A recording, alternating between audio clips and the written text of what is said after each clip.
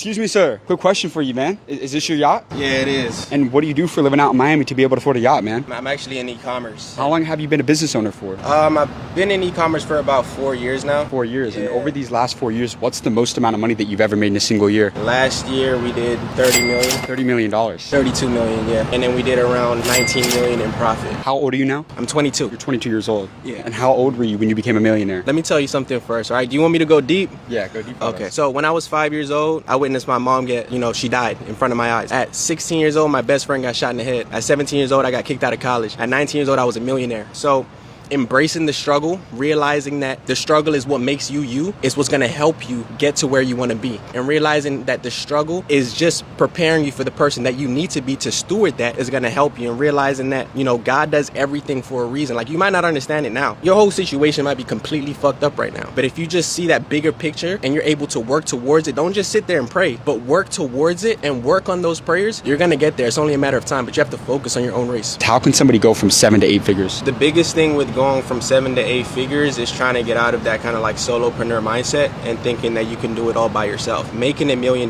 you can do it by yourself. It's not that hard. It might take you a little bit of time, but going from 7 to 8 figures, you need to start delegating and relieving your time. Because as an entrepreneur, you have to realize that your biggest asset is your time. And the most important thing for you to do is create ideas and then delegate those ideas to the workers. Because that's what the school system was built for the workers. Do you know the story about free thinkers and workers and why the school system was created? Well, I think it's kind of had to do like the Rockefellers. Exactly. John D. Rockefeller created the Education Board in 1903, and he said that he wanted a nation of workers, not free thinkers. So who are the workers? Who are the free thinkers? The workers are the people who work for the free thinkers, people who come up with their own ideas and then delegate them for a fraction of the money. And then they go and do the work for the free thinkers and make them the big money. So once you get from that 7-figure mark and you're trying to get to 8 figures, find people who are smarter than you. I dropped out of college. I'm not the smartest in the group, but I have people who work for me who went to Yale. I have a person who worked for me who went to Stanford. My CFO went to Harvard. So it's about being able to pay people what they're valued at so that you can get what you want in return. And what keeps people broke in today's world? Mindset. It's 80% mindset and 20% skill set. Once you get the mindset, now it's time to apply the skill set. But you can't start thinking about making money until you are in the mind to learn how to steward that money and multiply that money. Otherwise, you're never going to be able to get more. Majority of people, if I gave you $1 million